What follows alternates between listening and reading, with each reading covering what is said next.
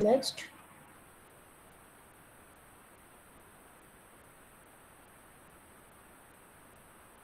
Juhaifa.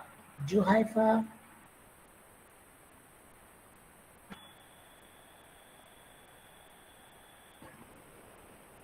Juhaifa, can you hear me?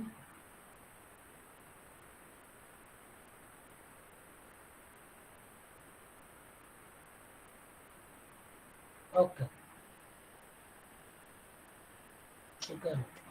Mary Nile, Mary Hello, Nile. good evening. Yes. Good evening, everyone. My name is Juhaifa Saripbonto, and just like them, I'm also a fourth year college student from the Mindanao State University main campus at the College of Social Sciences and Humanities. And I am taking up Bachelor of Arts in English Language Studies, and I'm studying in the Philippines. Thank you. Thank you very much. So,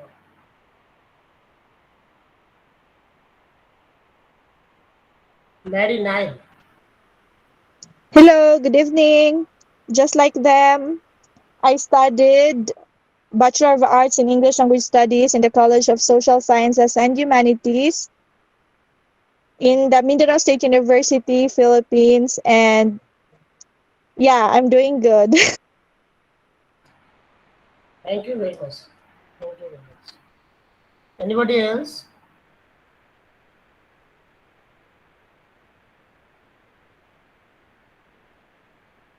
No one, I think.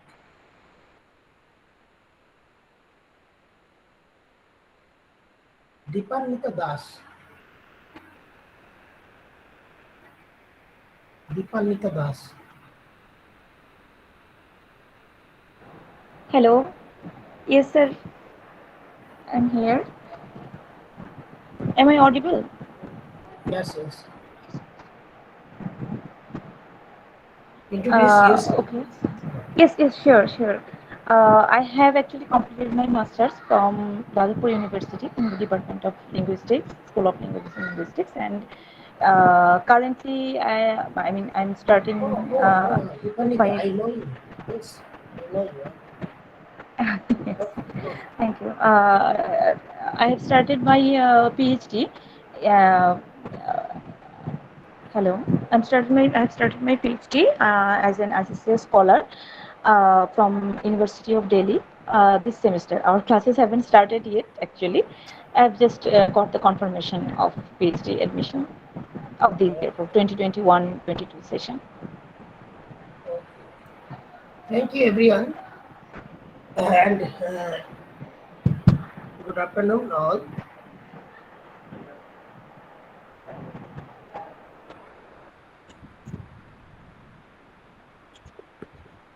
Putit, Putit, Putit, Putit Pawan Pal, শুনতে পাচ্ছিস?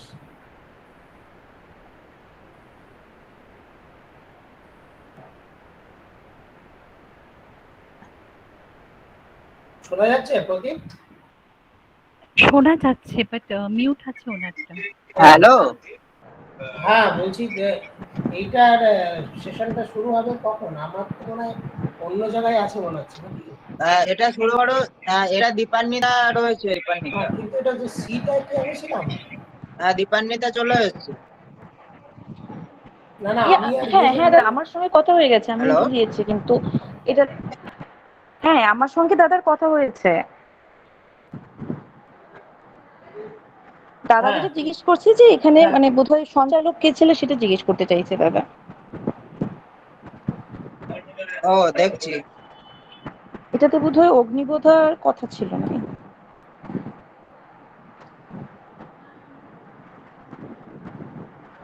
হ্যাঁ, অগ্নিব না থাকলে আপাতত কেউ একজন শুরু করে দিলেই হবে, শুধু শুধু দেরি করে তো লাভ নেই। আপাতত শুরু করা যেতে পারে, কেউ একজন শুরু করে দিলেই হবে। উত্তম দা, তুমি শুরু করে দিতে বলো দীপান্বিতাকে, ও শুরু করে দিক, পরে অগ্নিব আসলে দেখা যাবে। ওকে ওকে।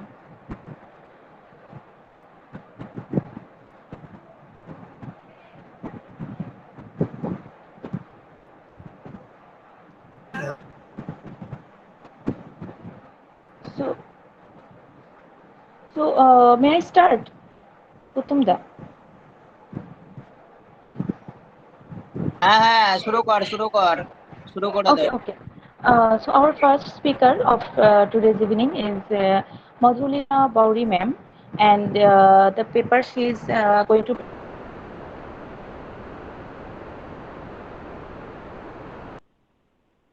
present is titled as Feminist Study of the Tribal Women and Celebrity Writings of Mahashweta Devi. Actually, our time limit will be for 15 minutes for every speaker.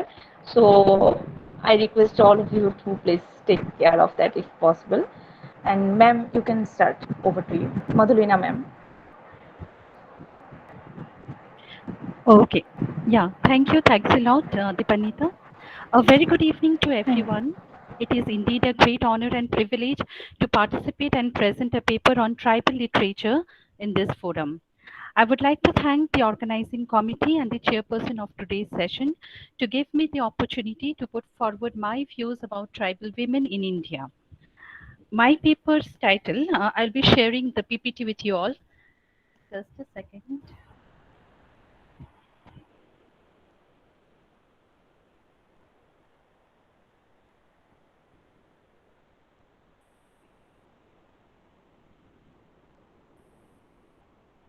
Is it visible? Not yet. Uh,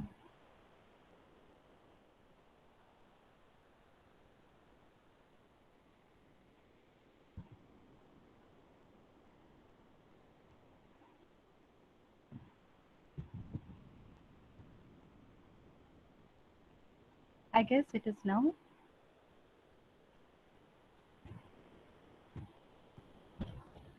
Is it visible now? Yes, it is presenting. Okay, thank you. So the You're title of welcome. my paper is A Feminist Reading of Selected Women Characters in the Works of Mahashweta Devi. I have already introduced myself, so let's begin. The objective of this paper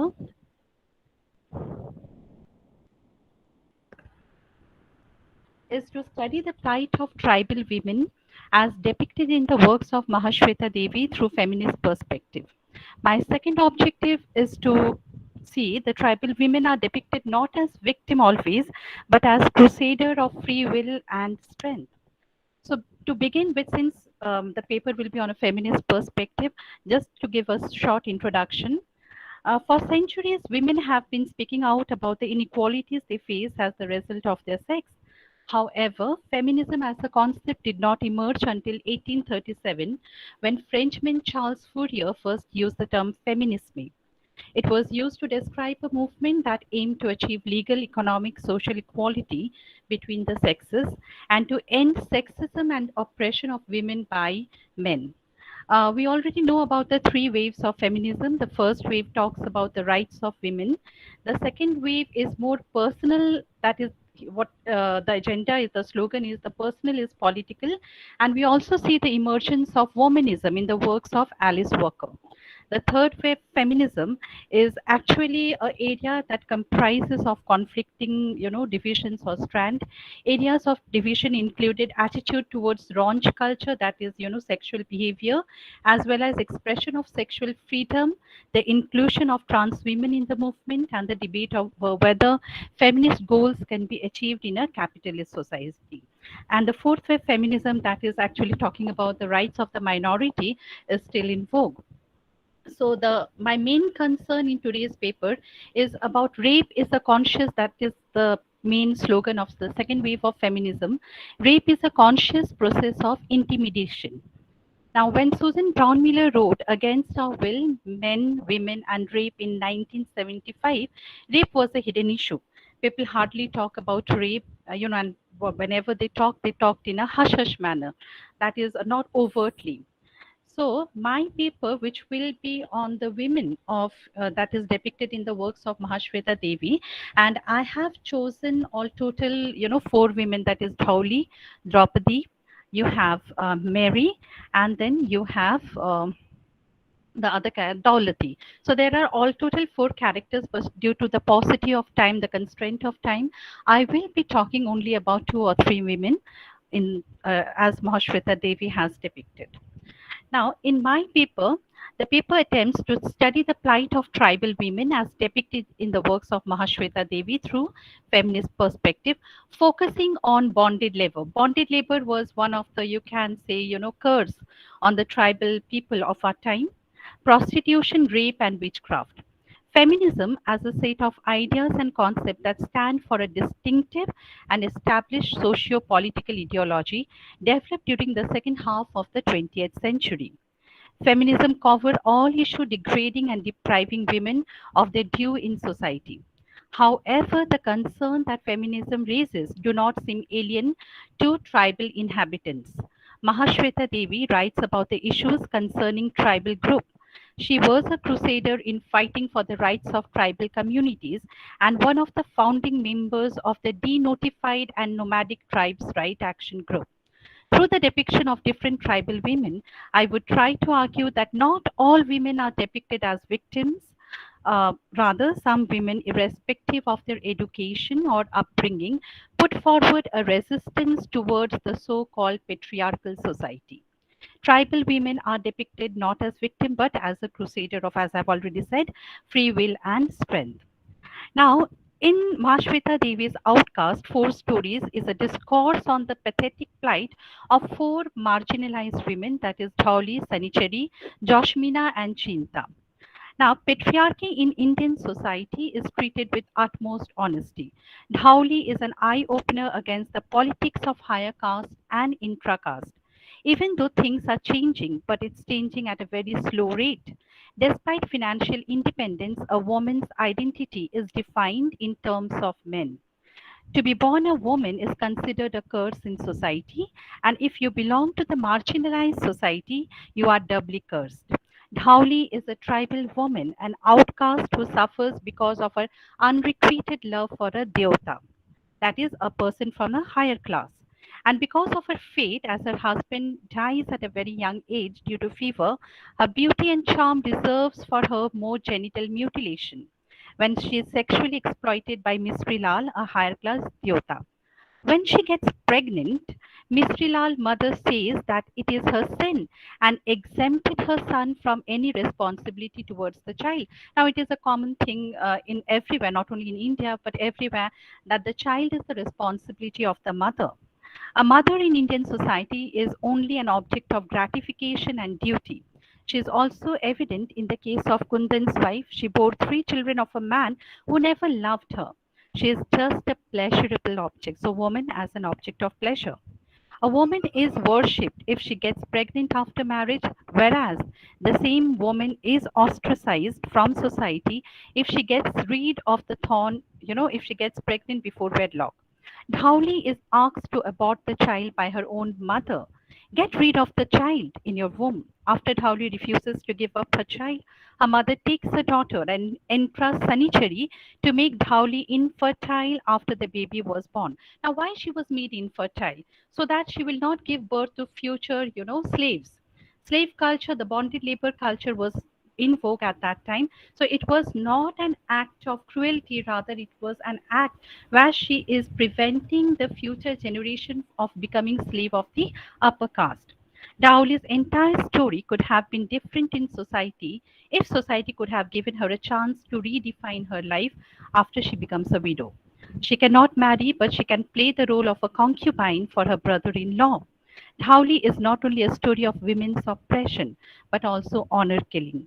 When she was denied any kind of job, she chose the path of sexual economy. Now, that was the story of Dhawli. Coming to Daulati the Bountiful, here again we see that Daulati was sold by her own father to get rid of the debt that he was bearing. He is also a bonded labor, and in order to get rid of the debt, he actually sold his own daughter Daulati at the age of 14. Now, Daulati, she becomes a prostitute, and ultimately after her marketability ends, I won't go in details. After her marketability ends, she gets back to her own village to die in poverty. So that was the predicament of tribal women after post independence. It is not pre independence. So what tribal people have got post independence? Nothing, absolutely nothing. And that's why there are so many movement happening in India after post independence. Gauli, that young pubescent girl, is a sellable commodity on a sexual market. Tribals were happy living in the forest and mountainous region with distinctive culture and self-sufficient economic system until they were dispossessed of their land by deforestation and land conversion. We can also see that instance in Assam at today's time. Catapulted into the patriarchal capitalist society, they were frequently lured by moneylenders into a debt trap. These changes in turn transformed their familial and communal relation, preventing them from carrying on their parental role as bread giver and caregiver. Now, Dolati and Howley both are, victims of patriarchal society, of casteism, of sexism. But when we talk of Mary, Mary is another character in another story, The Hunt. Now, this character is actually, it is a portrayal of resistance. It is a portrayal of someone who is not intimidated by the patriarchal society. So let's move on to the next character, that is the Hunt. The hunt celebrates the transformation of local festival into an act of emancipation when Mary Orao, the Adivasi's young girl, kills her tormentor and possible rapist just before the act of rape. Traditionally, hunting is an activity performed by men because they have been considered the food provider of families. On the other hand, hunting also embodies a hierarchical relationship between the prey, the weak object, and the predator. Therefore, hunting has given a chance to men to historicize male identity under the premises of strength, power, and domination. Mary is born of an Orang mother and an English father, and is a young woman of untamed spirit. 18 years old, tall, flat featured, light chopper skin, usually she wears a print sari. At a distance, she looks more seductive, but at close, you see a strong message of rejection in her glance. You wouldn't call her a tribal at first sight, yet she is a tribal. She is an iconoclast in her own respect, challenging the norms of society. So there is a role reversal in the character of Mary. She performs all the duty that has so long been performed by the male members of society. The narrator demonstrates, the narrator constantly states that Mary involves herself in activities considered as demonstrations of masculinity. Mary's capacity to work hard shows that her female nature is weak. Now, there is again this controversy regarding what is female and what is feminine. So, she, though biologically she might be a female, but her attributes are more masculine than feminine. Mary, protectionist attitude is another evidence of gender reversal. She tells the villagers of the tremendous profit the Tehsildar is getting with their trees. She loves the Muslim boy Jazalim, but is tormented by the lustful offers of the Tehsildar. She decides to solve the problem by herself. Powerful as a man in chauvinistic society, Mary's aggressive nature reverses her femininity. Her mashit is the symbol of her power. With it, she faces the Tehsildar and kills him in the hunt. Mary transgresses the stereotypical images about women, deconstructing the traditional patriarchal gender identities association. Mary's attitude, temperament, and behavior deny any biological determinism or God given law stated over the male and female sex. Sexes as well as gender are distorted by social practices. Even though Mary's attitude can be considered grotesque for her female nature, her intelligence, strength, and courage subvert any misogynistic convention on gender. Devi's Mahashweta Devi's The Hunt is a social portrait of contemporary transformation in gender roles and relationship people are suffering in everyday life. Draupadi Mahashweta Devi's story was first published in 1978 in Bengali in her collection Ognikorpha, and later it was translated into English by Gayatri Chakravarti Spivak in her collection Breast Stories in 1997.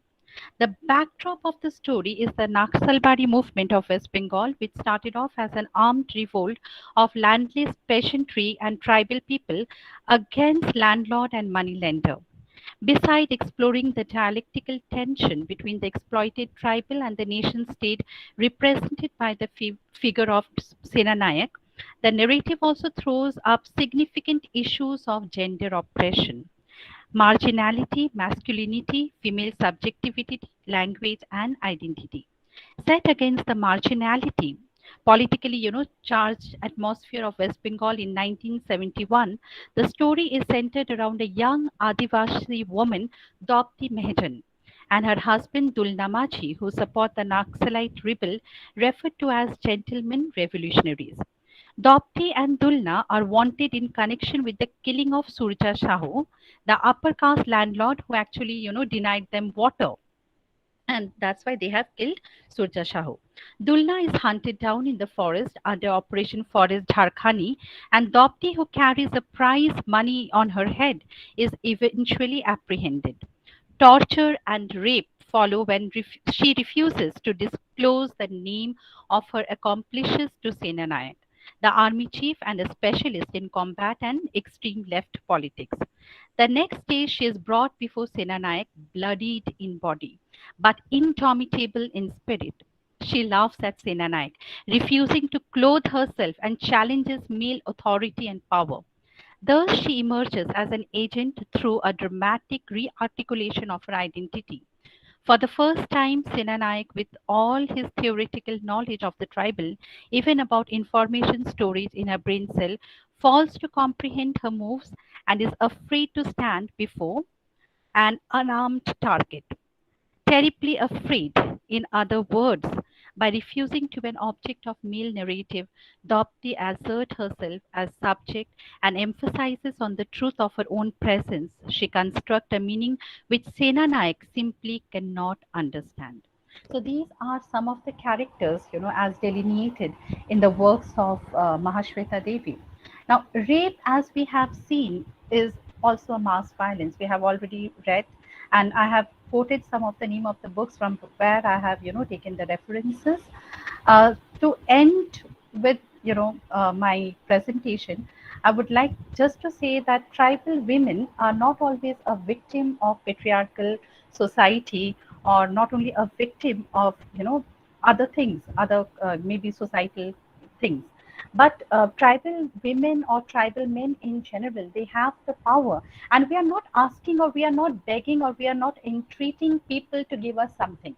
This is our country, our land. It is our thing. So we demand what is our own right. So that is to end with my presentation. Thank you, everyone.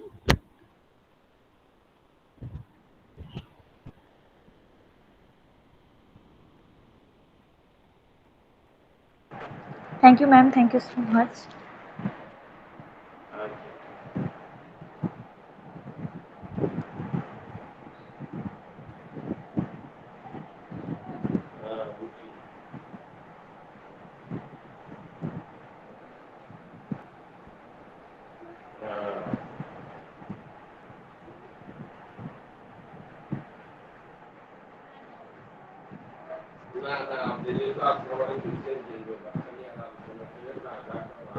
Hope I have not exceeded my time. I'll try my best to cut it short.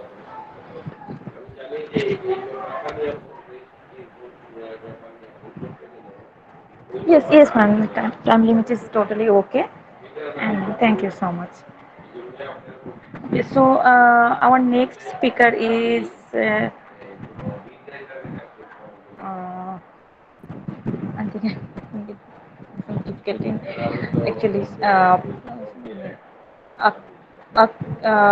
Akraman Channa Ilham A and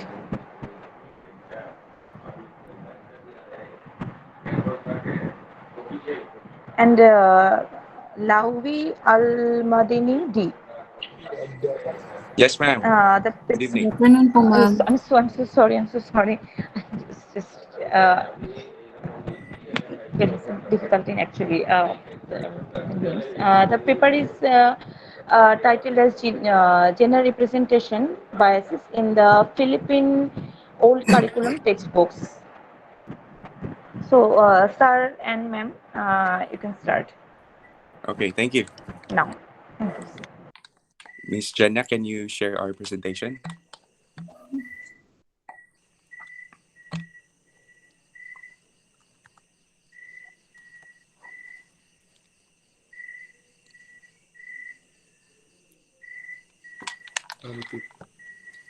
Miss Akraman, can you share our presentation?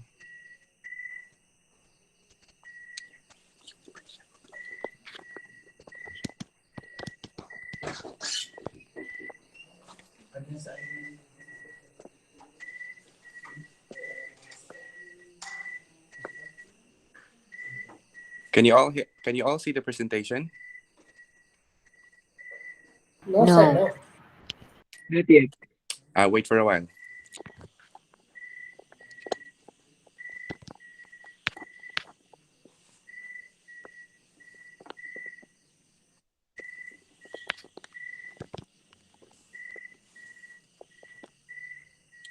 Okay.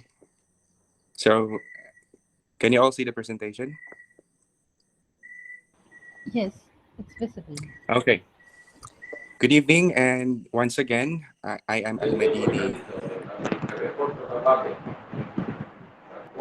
Once again, I am Al-Madini Dilawi from the Philippines, and together with my partner, Miss Jana Ilham Akraman, we are going to present to you our research entitled Gender Representation Biases in the Philippine All Curriculum Textbooks.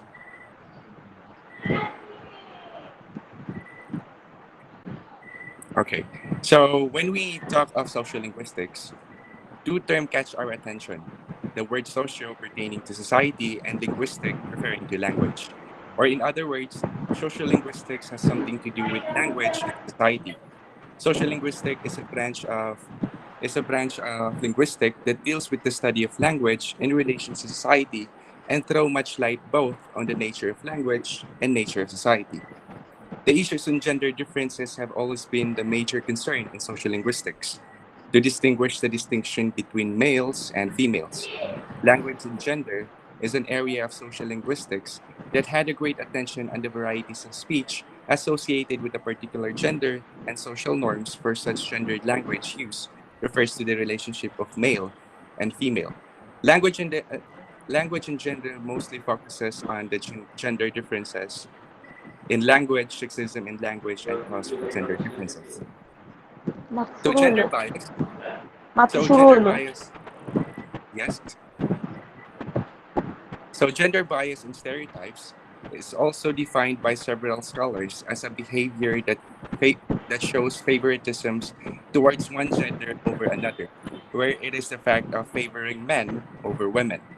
Gender is one of multiple meanings which construct our personal identities, that males and females are expected to live up the cultural ideas of gender and to become intelligible to and accepted members of their communities.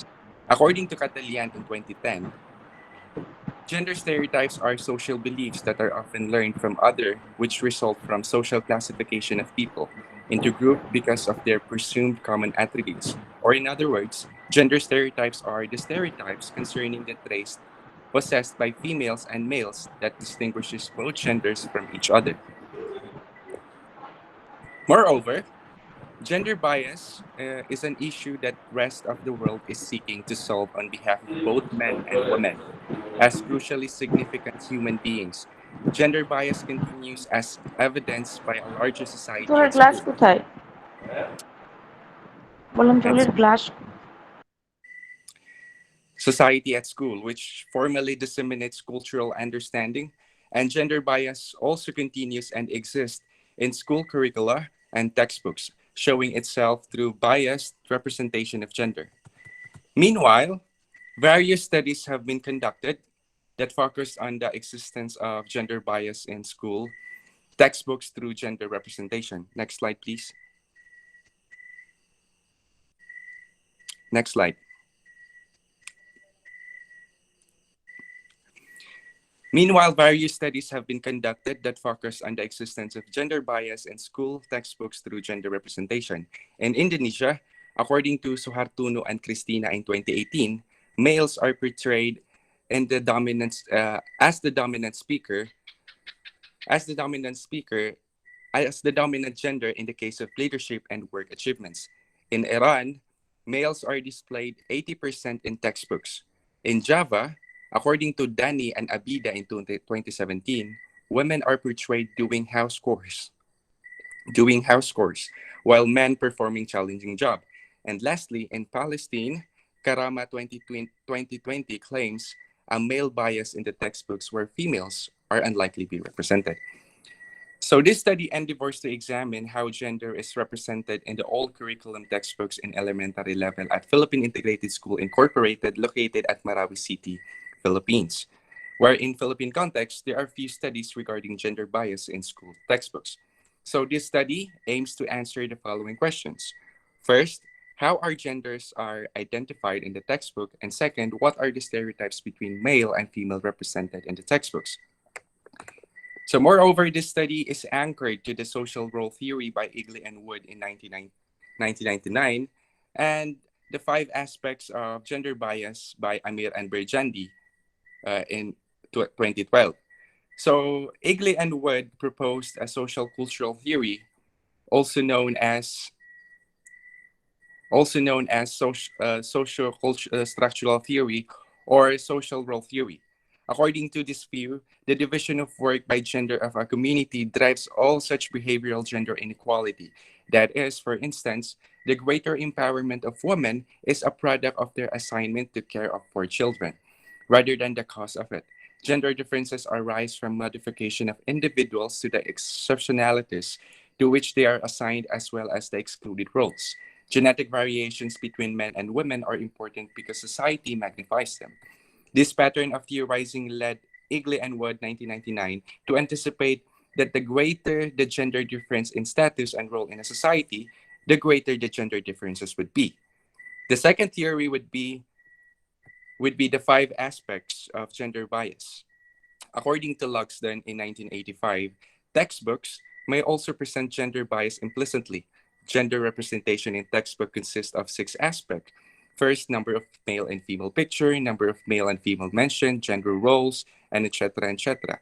So the 5 aspects of gender bias by Amir and Berjandi 2012 are the following. First, the visibility will count the number of males and females in every page of the textbooks. This includes the male and female's names, male and female terms like sir, ma'am, and personal pronouns like he, she, his, and her. And second, the firstness will count the number of male and female mentioned in the text, sentence, and illustrations. For example, the phrase ladies and gentlemen, where women mentioned first, followed by male. And third, masculine generic construction will analyze the common use in textbooks in representing both male and female. And fourth, occupation will list down the gender professions, example, housewives, in the textbooks that are shown in the text, pictures, and illustration. And lastly, the activity will narrow down the activities demonstrated in the text, pictures, and illustrations of both genders. So this study, next slide please.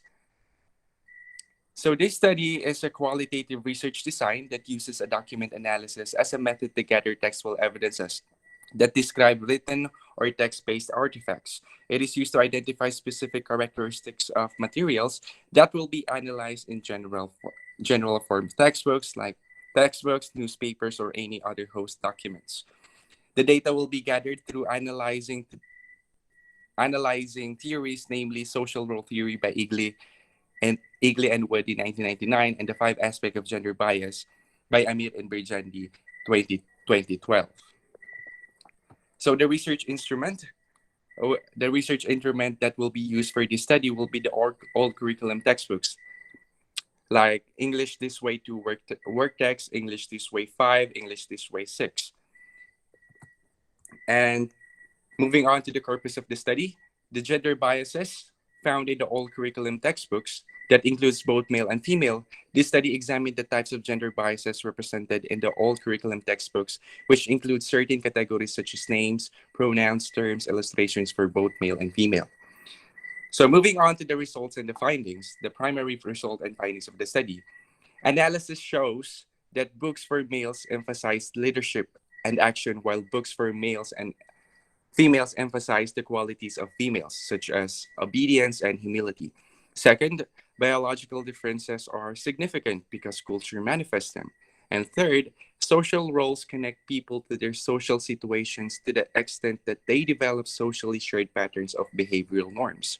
And fourth, gender differences in behavior are driven by the division of labor by gender in a society. And lastly, gender differences result from the improvement of individuals to the specific roles to which they are selected, as well as prohibited roles.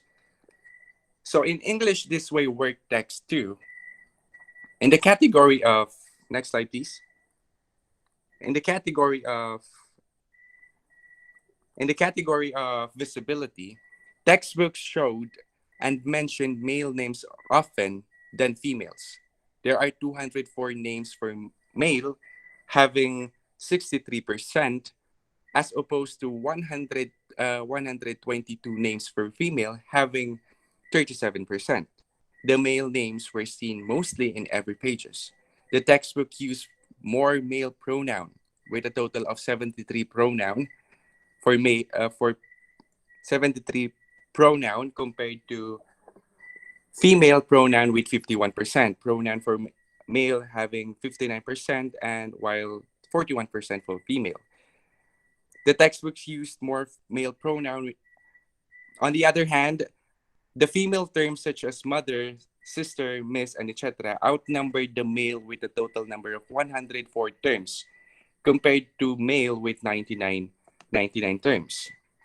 And besides, the pictures of male characters are found in every page of the textbook, with 226 illustration having 57% for male, and compared to female with 170 illustrations having 43%. So for the firstness category, the textbook showed that females are stated first in the text before males, like mother and father. In this phase, females were mentioned first, having 60%, and men mentioned second, having 40%. And for the uh, masculine feminine generic construction, the male pronoun was employed in the textbook in describing something to both male and female. Having 100%, the pronoun for male like he and his are used 3 times in the textbook to address both and male and female. In the category of occupation, gender stereotypes were found where males outnumbered females with 16 different occupations. The most common occupations for male are chef, pilot, dentist, policeman, coach, councilman, and soldier. While for female, there are 10 different occupations, and the most common occupations are maids, housewives, waitress, and beautician. And for the activity category, different gender stereotypes for females portrayed doing dishwashing, cooking, watering plants, house chores are mostly associated with women, while for male, they used to jog, camping, playing football, and playing basketball as their daily activity. And for the English work text 5, work text, in the visibility category, males were dominant with 272 names, having 54% compared to females with 232 names, having 46%. The males were mostly seen in the stories and examples provided in the textbooks. Males outnumbered females in terms of pronoun used in the textbook. Males with 199 pronoun having 61%, while females with 129 pronouns having 39%. The textbook mostly used male terms like father, tito, Mr., lolo, and etc., with 116 as the total term for males, having 67% for, and only 56 terms for females, having 33%. The male characters were seen in every pages of the textbooks, with 58 illustrations having 54% for male, and 49 illustrations having 46% for female. And the firstness category in English text English This Way 5 work text, the males were mentioned first before females, like Eric and Anna in the textbook. The males were stated first 21 times compared to females with only 18 times. That would be 21 times having 54% for male and 18 times having 46% for female. And the masculine and feminine generic construction, similar to the first book, the male pronoun was used frequently in describing something to both male and female. The pronoun for male, like he and his, are used 3 times in the textbook to address to both male and female, having 100% for male and 0% for female. In the category of occupation, it was found gender stereotypes exist where many variations of job referring to male and females. 20 occupations for male, and the most common occupations are being a lawyer, being a president, a chairwoman, a doctor, and a policeman, and a senator. And having 15 different occupations for female, and the most common occupations are sales lady, maid again, singer, a regular employee, and a businesswoman. And lastly, for the English work text, for the activity category, there are swimming, going to gym, playing soccer, attending meetings, painting, representing in school programs are mostly associated with male gender, while babysitting, knitting, and cooking, or in other words, doing house chores, are mostly associated as an activity for female. And for the English This Way work text 6, the last book, in the visibility category, the textbook's names for female name of male having 54% and compared to female name having 36%. And for the pronoun used, 50% for the male and 44% for female. For the terms used as well, 56% for male and 44% for female. And for the illustrations, male are dominant since it has males have 52% compared to 48% of female. And the firstness category, the males were stated first before females in the textbook. The males were first acknowledged 4 times as opposed to women who were only acknowledged 11 times. That would be 27% for male and 73% for female. And for masculine generic construction, the pronoun for male, like his and him, is used 6 times, while the pronoun for female is used 8 times, having 43% for male and 57% for female. And the occupation category, in the occupation category, there are 2 different occupations for male, and the most common occupations that are associated with men are being an engineer, being a president, a businesswoman, and a security guard. And there are 15 different occupations for female, and the most common occupations are being a principal, secretary, and a businesswoman. And lastly, for the activity category, the playing soccer, playing outdoor games like playing soccer, playing basketball, or driving are mostly associated for male as their daily activity. While again, doing household chores, taking care of children, gardening, and planting activities are mostly associated for female. So in conclusion,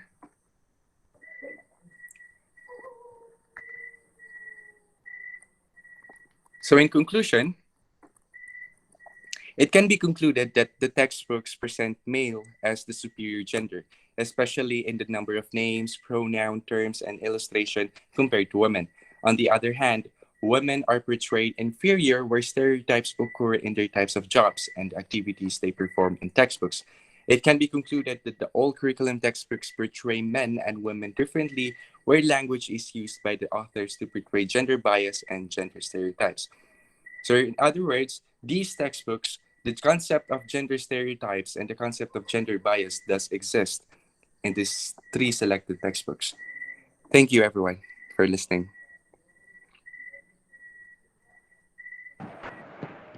Thank you, sir. Thank you so much.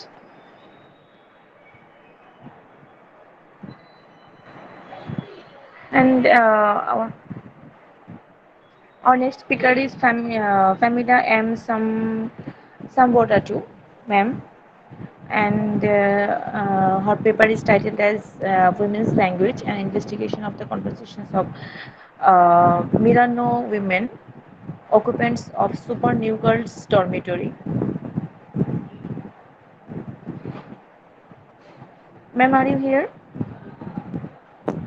Yes, ma'am. Okay, okay, ma'am, you can start now.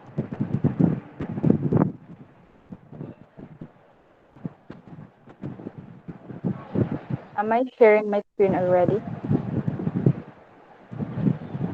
Yes, yes, we can see your screen, ma'am.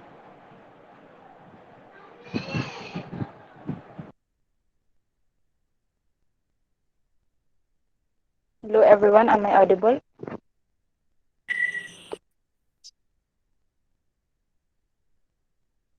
Yeah, yeah. Am I You're audible. audible? Yes, yes.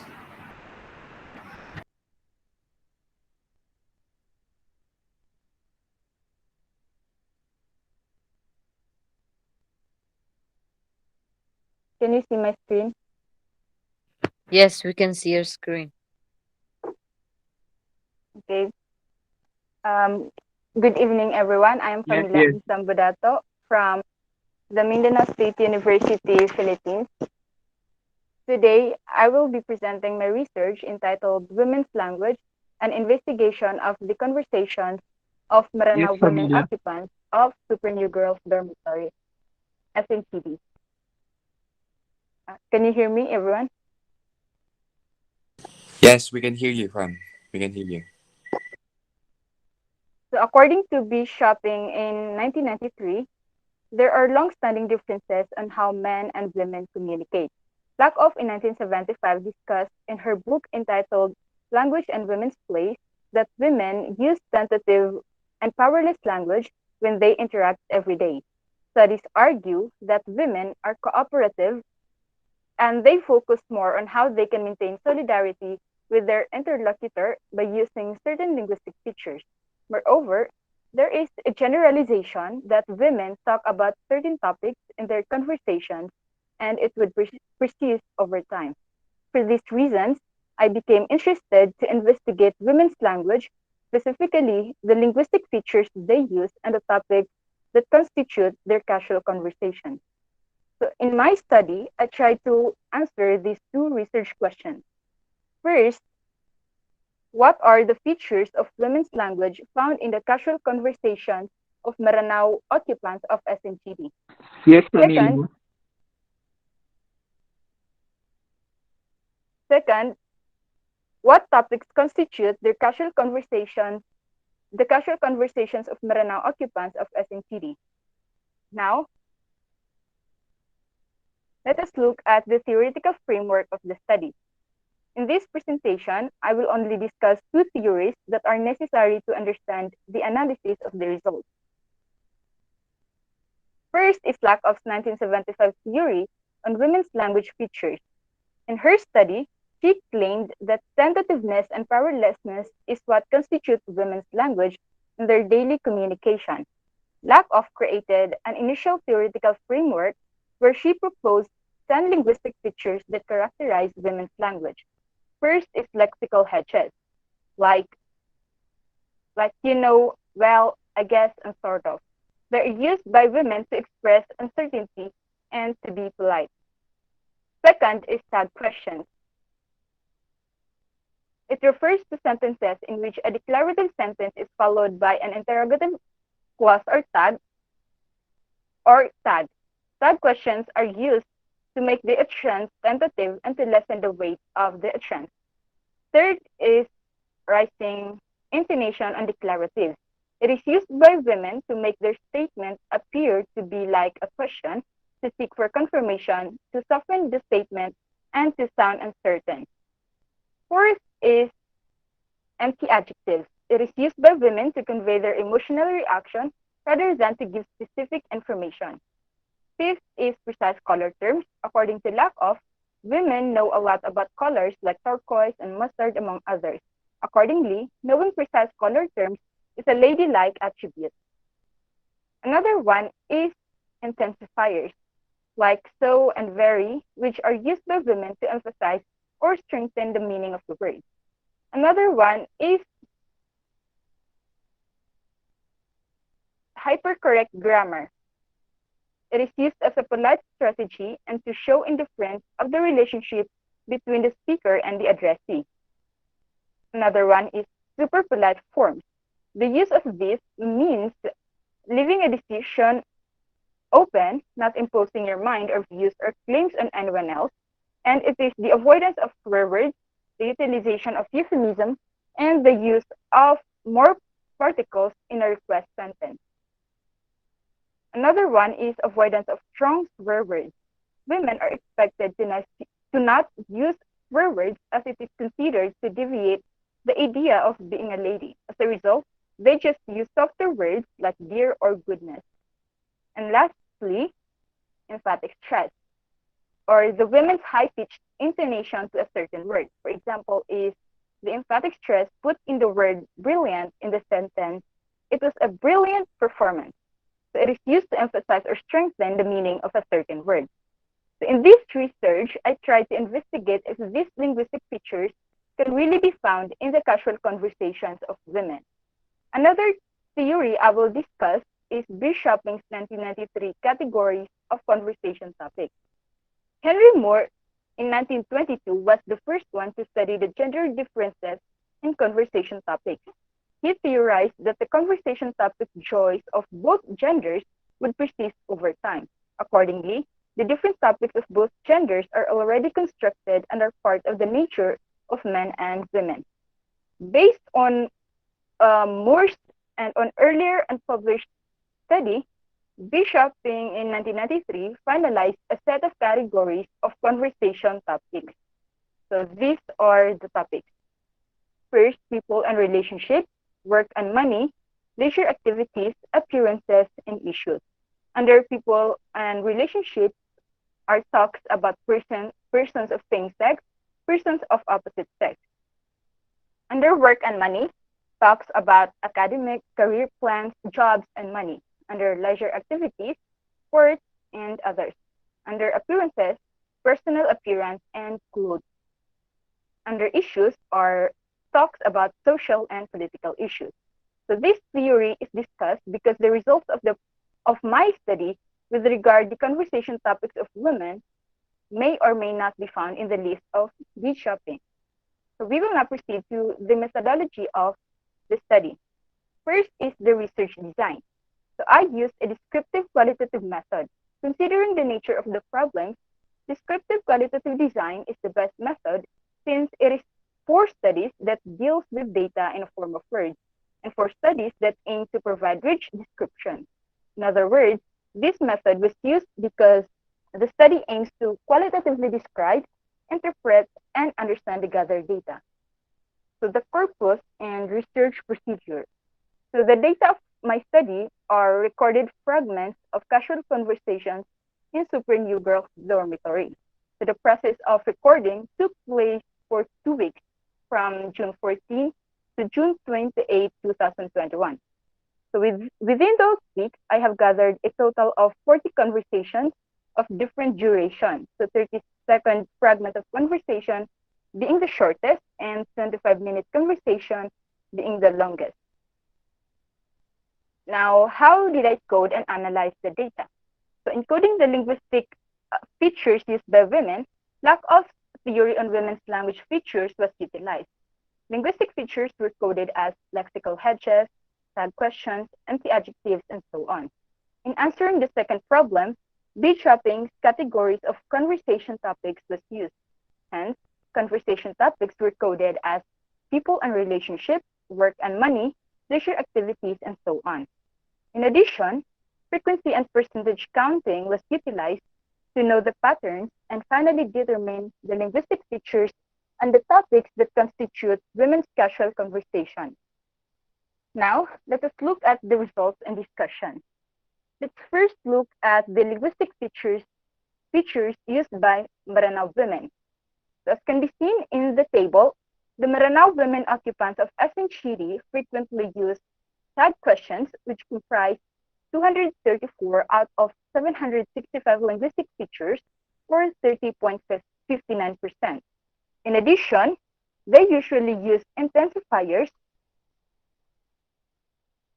like the use of the prefix tia and mia, garnering a total of 221 or 28.9%. Moreover, the use of lexical hedges or fillers cannot also be neglected, as it comprised 134 or 17.52% out of 765 linguistic devices. Other features that also quite showed a pattern are rising intonation and declaratives and empty adjectives with 11.37% and 6.92% respectively. The use of emphatic stress did not appear frequently, but it somehow comprised 18 or 2.35%. The least used features are avoidance of strong swear words, precise color terms, and superfluous forms with 1.4%, 0.91%, and 0.4% respectively. As an analysis, Maranao women use interrogative tags like O to decrease the weight of the statement and to let their interlocutors confirm what they said. This can be a reflection of the Maranao's culture of politeness, in which women are expected to be more polite, especially in their speech. So one example of such politeness in speech is by being indirect and by avoiding imposing ideas to others. So such instance can be seen in the conversation too. So in this, Korot, you took the 20, don't you? In this sub question, O was used to be indirect or to be polite. More so, Maranao women use intensifiers to emphasize their words more. Such case can be seen in the conversation 34, where the speaker once said, "They are really good siblings," or "Yapia oto amagariare." As can be observed, prefix kia translates as really was used to intensify the adjectives mapia or good. The use of such linguistic feature could be a reflection of Maranao women's virtue of sincerity. When complimenting someone, using only plain words could not suffice to show genuine feelings. That is why Maranao women use intensifiers to show sincerity. In addition, Maranao women use tentative language to avoid imposing their ideas. So as much as possible, they are expected to be very careful of their speech. The use of such feature can be seen in this conversation. I guess she's shy. Why were they on fire? In the extract, it can be seen that the filler "nda," or "I guess," was used to not impose that the absent person is shy. So it was used to show tentativeness. So the results of the study conforms to the theory of Lakoff in 1975, where she claimed that women use tentative and powerless language when they interact every day. So based on the list of linguistic features she proposed, the present study found that most of those features were really found to be frequently used by Maranao women in their casual conversation. Now let us proceed to the conversation topics. So this table clearly shows that Maranao women occupants of Asinchiri prefer talking about people and relationships, garnering the 52 or 54.16% of the 96 total of conversation topics. The second most talked about topic is work and money with 28 or 29.16%. Under the topic, they usually talk about their academic endeavors comprising 24 or 25%. In addition, women talk about leisure activities, specifically about movies as well as celebrities, garnering 8 or 8.33%. And lastly, they talk about their appearance, which garnered 6.25%.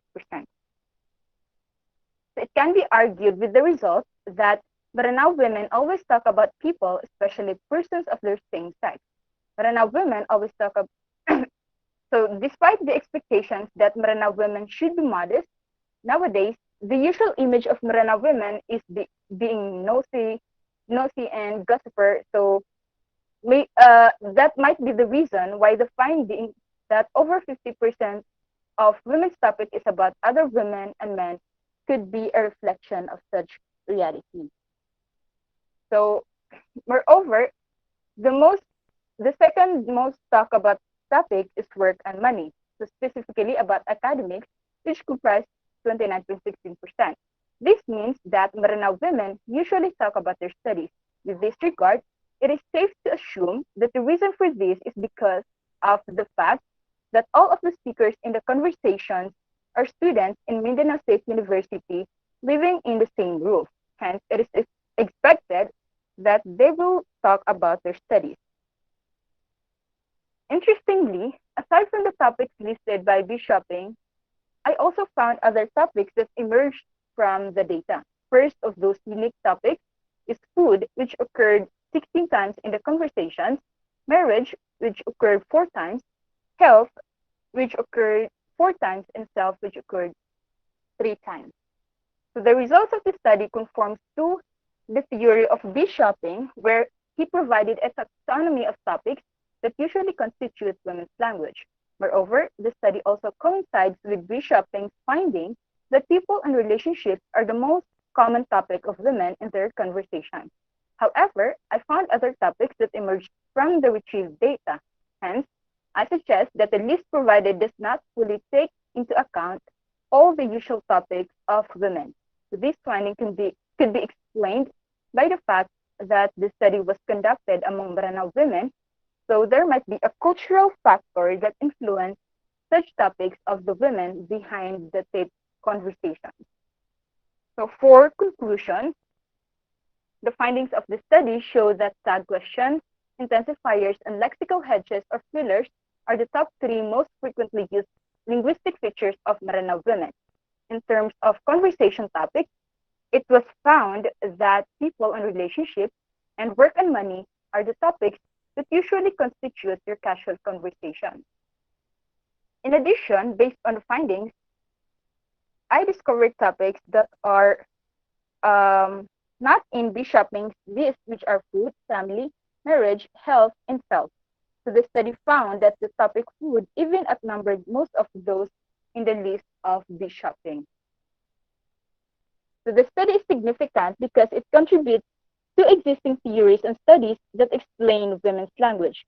Moreover, it helps in defining the language of Maranao women, since as far as the researcher, or as far as I am concerned, there's no study yet conducted to investigate about women's language in Maranao culture. Thus, this study suggests that women's language, or language and gender as a whole, is an interesting area and is very rich if only explored. So thank you for listening.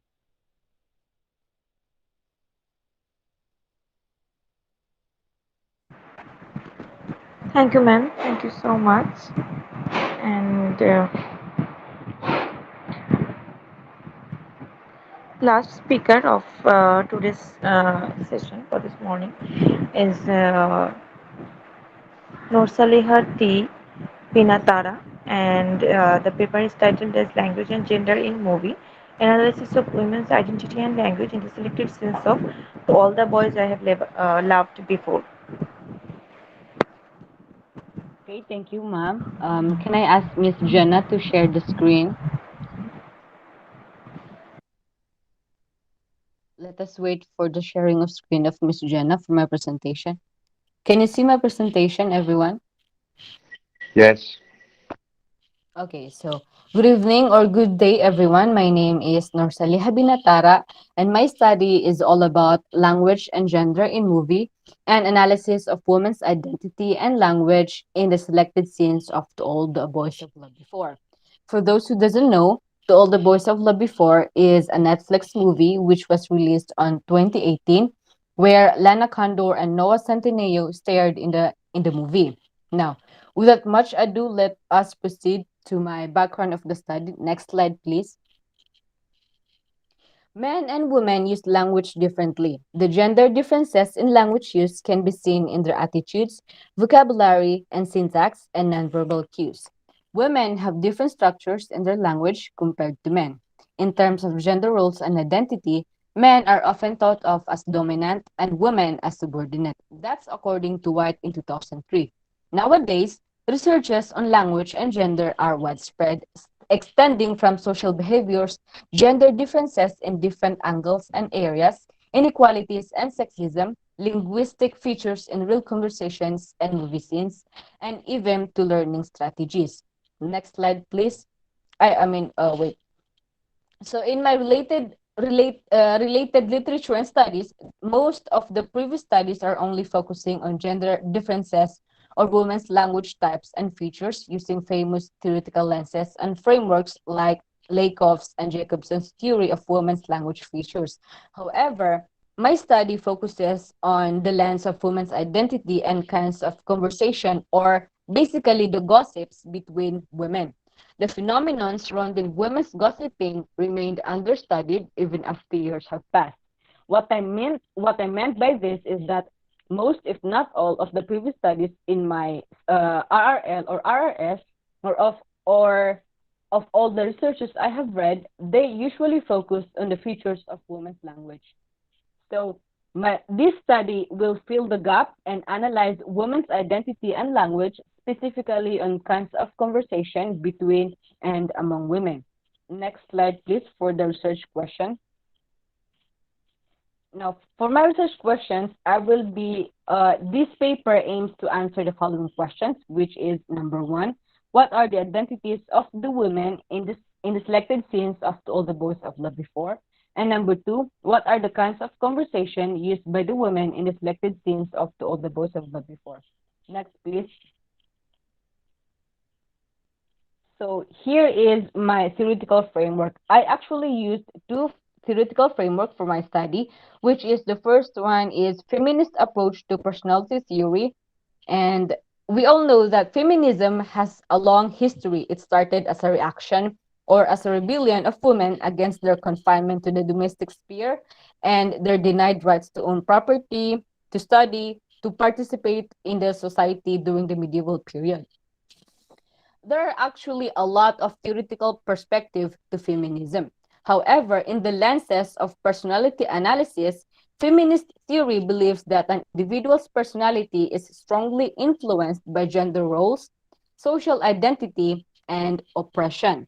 Now, my present study uses the feminist approach to personality theory mainly as a basis in identifying and determining the identity and personality portrayed by the five selected women in the movie, namely Lara Jean, Margot, Kitty, Jen, and Chris. Now, next slide, please. My second theoretical framework is Jones' 1990 Kinds of Conversation Among Women. According to Talbot in 2010, conversation is the vital social glue that keeps relationships going. Women are especially fond of having conversations. Deborah Jones identifies four kinds of conversation among women, namely house talk, scandal, bitching, and chatting. House talk, or can also be termed as occupational talk, has its function by the exchange of information and resources connected with the female role in the house, while scandal involves verbal policing of other women's behavior, and bitching is a form of trouble talk involving complaints about men to other women. And then lastly is chatting, which is the most intimate form of gossip and a mutual self-disclosure. According to Jones, women's gossip is a language of intimacy, arising from solidarity and identity of women as members of a social group. Moreover, the study of gossip is a key to female subculture. Next slide, please. Now, let us proceed to the methodology of my study. The first is the research design. This study used the qualitative method in analyzing the women's identity and language in the movie To All the Boys of Love Before. The researcher, which is me, will do an investigative and descriptive approach for further examination, elaboration, and analysis for the findings of the study. Next slide, please. Now, for the corpus of the study, I attach here the synopsis of the movie, and I will read it to you. Lara Jean Covey lives a normal, boring life, a high school life until some unexpected letters got released to all her former crushes. These were love letters and were meant for her eyes only until one day her sister Kitty sends them out in hopes to give Lara Jean a more interesting life. At school, her life is thrown into turmoil when these boys start to approach her about their letters. Among these boys are Josh, who happens to be her next door neighbor and her older sister Margot's boyfriend, and Peter Kavinsky, her arch nemesis Jen's boyfriend. Throughout some very unusual events, Lara Jean finds herself and maybe even a real relationship. Next slide, please. Now, for the corpus of the study, the scenes that will serve as a research data for analysis will be a total of 23 scenes carefully selected from the movie based on the duration of appearances of the 5 essential female characters of the movie. I believe that this 23 scene or data is enough to analyze the woman's identity and language because in fact, to compare, there is actually a previous study in my RRS from INI 2016 where she analyzed 20 scenes or data to identify women's language features from the movie Mockingjay. Now, next slide, please. For the data analysis, there's the selected scenes will be transcribed and then subjected for analysis. For the women's identity, which is my research question number 1, using the feminist approach to personality theory, the researcher will identify as well as criticize the female characters of the movie in order to discover the respective identities in the story as a woman by observing and contextualizing the female characters' roles further. The researcher will make use of the social, emotional, personal, and other factors that affects the character's behavior reflected in the movie. Next slide, please.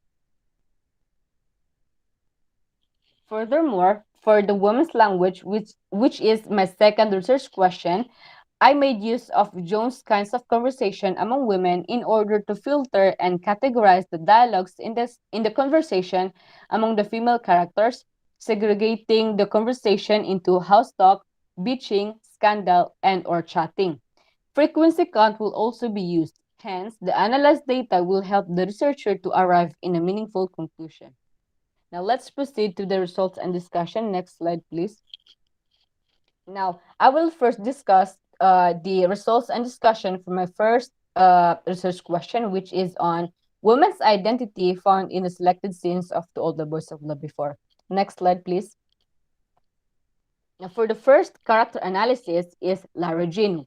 Lara Jean is the main character of the movie, and the plot and story revolves around her and her life as a 16 years old high school girl. Her personality is shown in some selected scenes.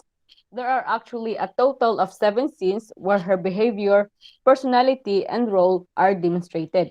Because of my time constraints, I only attach 2 sample scenes in my presentation, which are scene 2 and scene 13 in the next slide.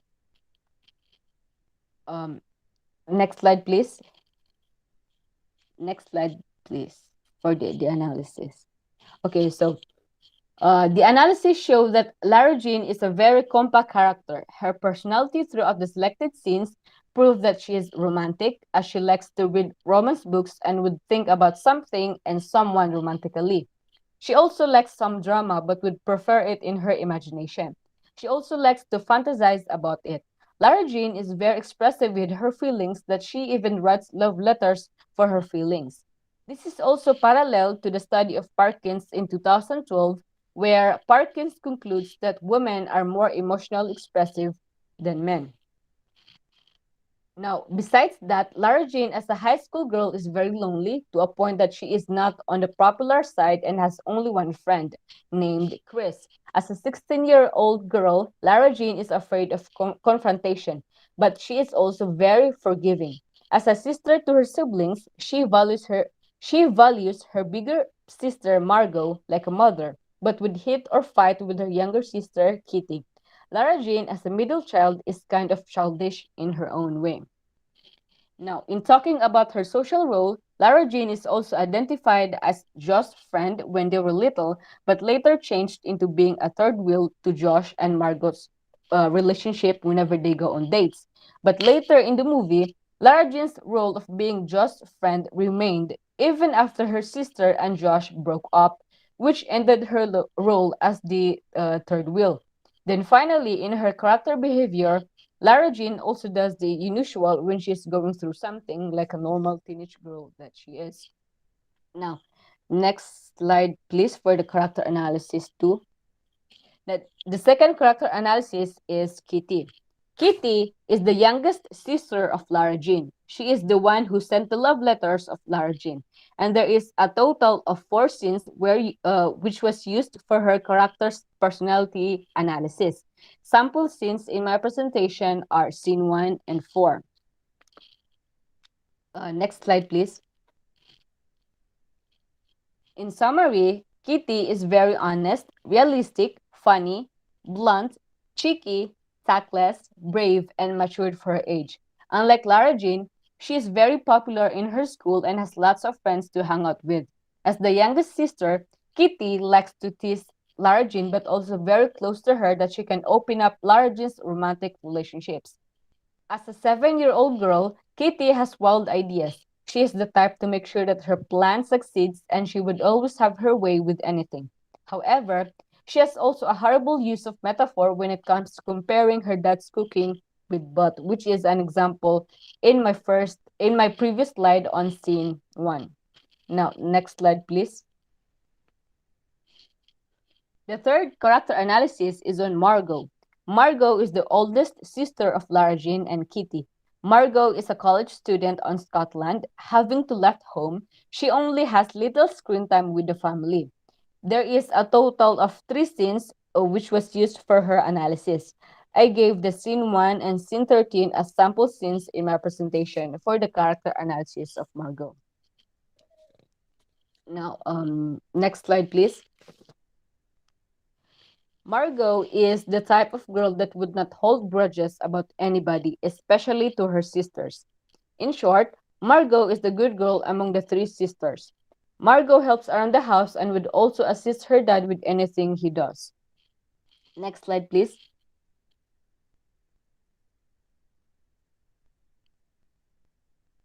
Hello? Yes, as the oldest sister, she is very dependable and responsible. She also acts as a mother to Lara Jean and Kitty and as a mediator to the two of them whenever they fight. This also correlates to the study of Copenhagen in 2002, where a daughter named Josie also assumed the role of a mother to her brothers. To Lara Jean, Margot also acts as her advisor and sister best friend, where she could ask or share everything to Margot. Now, next slide, please. The 4 character analysis is on Jen. Jen is the arch nemesis of Lara Jean.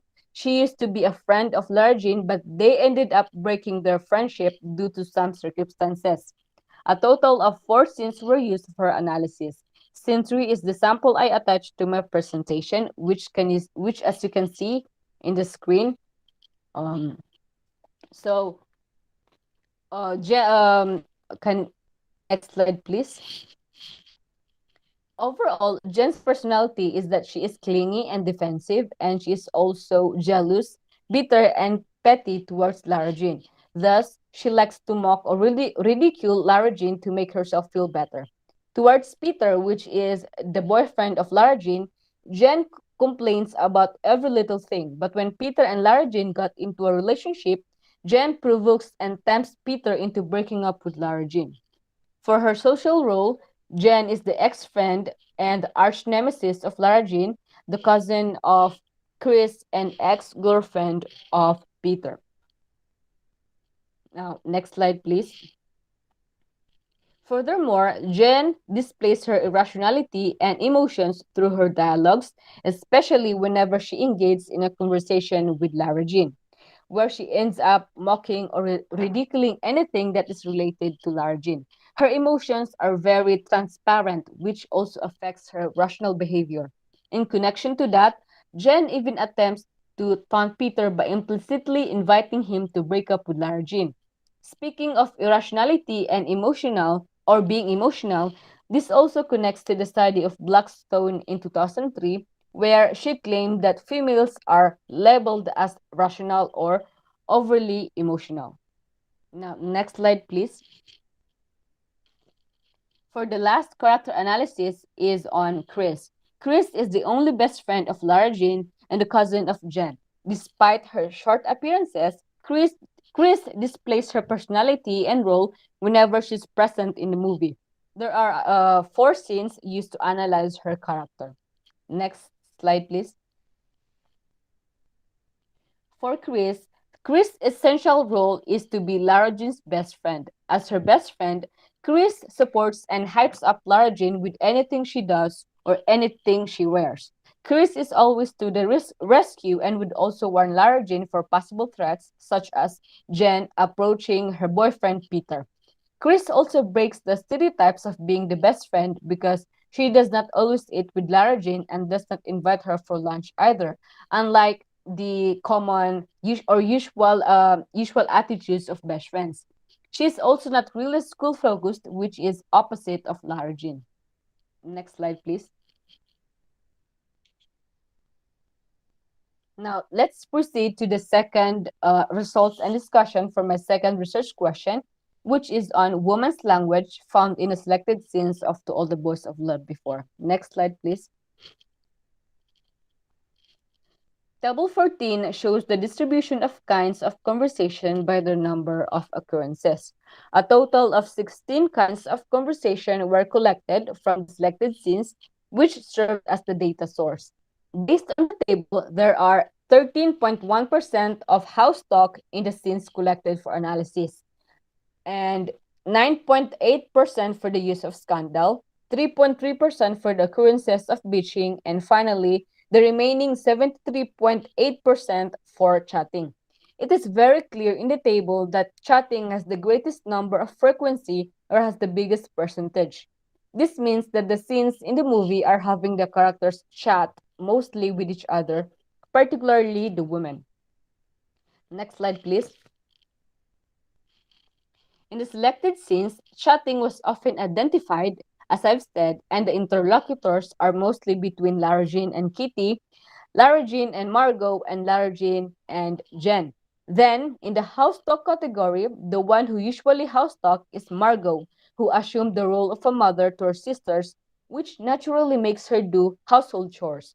The occasional presence of scandal and bitching in the scenes are an indication that the female characters do not usually experience the instances to scandalize about someone else's behavior or bitch about their inferiority to men. But the indication of the small number of percentages of the two means that the women in the movies still manage to use scandal and bitching, but not to the extreme. That explains the scarce data under the category of scandal and bitching. In a broader sense, the huge number of chatting occurrences in the movie scenes indicates that the women in the movie are always engaging in gossip or idle talk between or among them. Having to chat with each other, the female characters have equality among themselves and in their community of practice. Kitty and Largin have engaged in idle talking or chatting and have established their equal distribution of power despite their age gap. This is also the same to the other pairs. In connection to this, next slide please. In connection to this, there is the previous study of Ahmad in 2011, which shows that women are able to gossip or have an idle talk with each other because of their equal distribution of power, and they are both equal in their community of practice. Studying about women's gossip lets us know their various expressions and thoughts. This Rahmawati in 2019 also came to the same conclusion that women in movies have various thoughts and expressions, which means that studying about their identity and language is worthwhile. Next slide, please. Now, that's all for my research, for my results and discussion, and this is for my conclusion. So the first is the identities of the 5 female characters in the movie are more or less stereotypically traditional. Second, the language of women in the movie is mostly consisting of chatting and house talk between or among the female characters.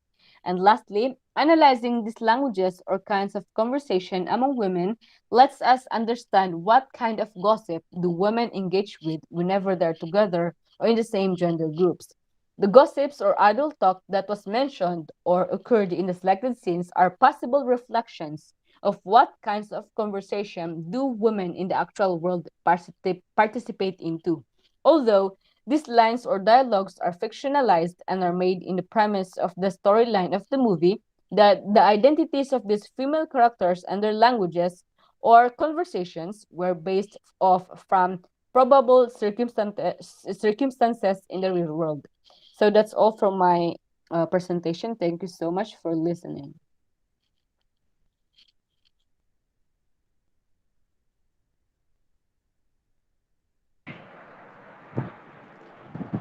Thank you so much, ma'am. So, if anyone has any question, then you can raise your hand, and our speakers will answer that.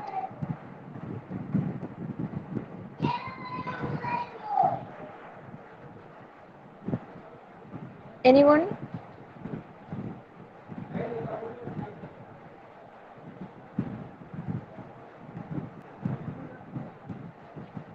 If anyone has any question, then please ask our speakers.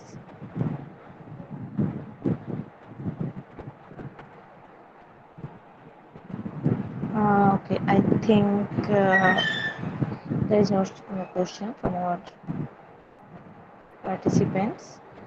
So, thank you so much.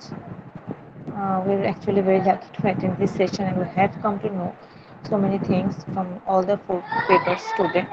We have seen the analysis of the characters from popular movies and famous literary works. Our respected speakers have presented different issues related to human rights and society's point of view through their papers. And thank you so much for all the information and analysis. We have come to know so many things. Thank you again. Uttam da. Thank you as well, Uttam da, over ma'am. to you.